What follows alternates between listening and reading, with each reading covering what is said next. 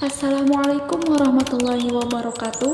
Perkenalkan, nama saya Sri Handayani, mahasiswa jurusan Tasawuf dan Psikoterapi kelas CP2C dengan NIM 12210401009. Nah, di sini saya akan sedikit menjelaskan mengenai apa itu postulat logika.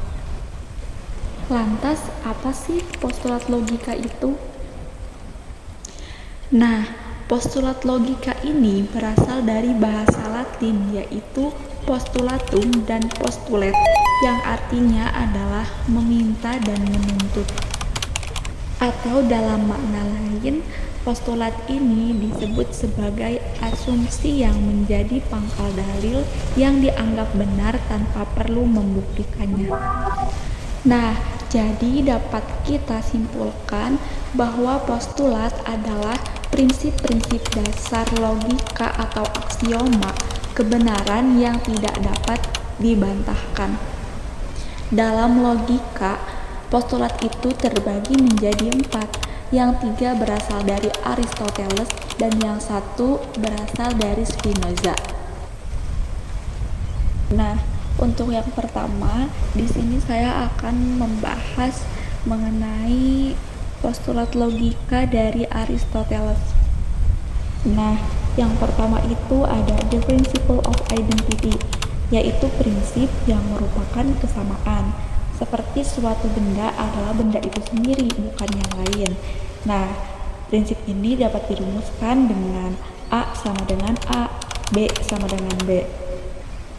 Contoh dari prinsip ini dapat kita temukan dalam kehidupan sehari-hari, seperti halnya semua manusia di dunia ini pastinya memiliki sidik jari, dan tentunya setiap individu manusia itu memiliki sidik jari yang berbeda.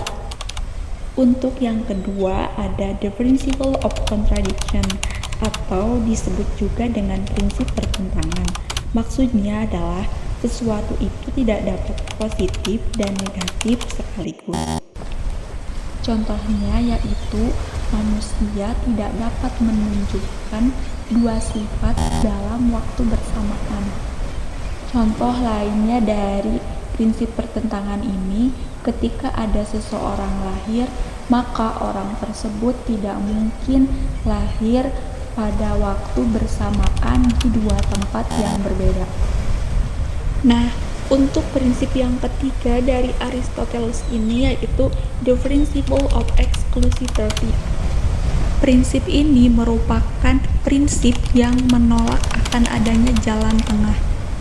Nah, secara lebih jelasnya, ketika seseorang ini benar, maka dia benar. Dan ketika seseorang ini salah, maka dia salah. Tidak ada keraguan-raguan dan tidak ada setengah benar dan setengah salah. Nah, dalam prinsip yang ketiga ini tidak ada yang namanya kompromi atau sebuah jalan tengah. Dikarenakan ketika kita sedang dihadapkan pada dua pilihan, maka kita harus memilih salah satu di antara kedua pilihan tersebut. Kita tidak bisa memilih kedua pilihan tersebut dan kita juga tidak bisa memilih setengah dari pilihan tersebut. Nah, sedangkan contoh penerapan dari prinsip yang ketiga ini biasanya terjadi kepada para perempuan yang tidak mau dipoligami ataupun diduakan. Nah, untuk prinsip yang selanjutnya yaitu prinsip dari Spinoza, yaitu the principle of sufficient reason, atau disebut juga sebagai sebuah hukum kausalitas. Lantas apa sih kausalitas itu? Nah, jadi kausalitas itu adalah ketika adanya sesuatu pastilah memiliki alasan cukup yang menyebabkan adanya, karena tidak mungkin menarik kesimpulan tanpa adanya alasan-alasan yang cukup dan juga jelas. Dengan lebih mudahnya, kita dapat menyebut kausalitas ini dengan sebab akibat. Model hukum kausalitas atau sebab akibat ini dibagi menjadi dua, yaitu Yang pertama yaitu model terus-menerus dengan rumus A, B, C, D, E, dan seterusnya. Sebagai contoh dari model ini yaitu pada perkembangan hidup manusia.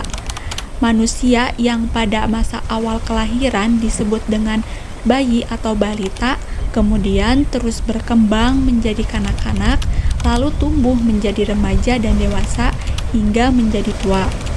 Hukum sebab akibat ini akan terjadi secara terus-menerus dan tidak akan lagi kembali ke belakang.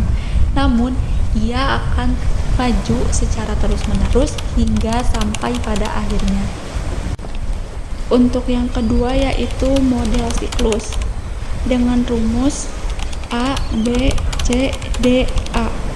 Contohnya yaitu pada proses terjadinya hujan, yaitu di mana ketika terjadinya penguapan air yang disebabkan oleh panasnya sinar matahari yang memberikan cahayanya pada bumi, yang kemudian air yang ada di sungai akan menguap menjadi butiran uap air yang akan naik ke atas dan menggumpal menjadi awan. Nah, setelah terkumpul banyak, maka uap air akan berubah menjadi es di atas ketinggian dan akan berubah lagi menjadi air dan terjadilah rintik-rintik hujan yang jatuh dari atas dan turun ke bawah. Dan siklusnya itu akan seperti itu terus. Hanya sekian yang dapat saya sampaikan. Mohon maaf atas segala kekurangan dan kesalahan. Billahi taufiq wal hidayah. Wassalamualaikum warahmatullahi wabarakatuh.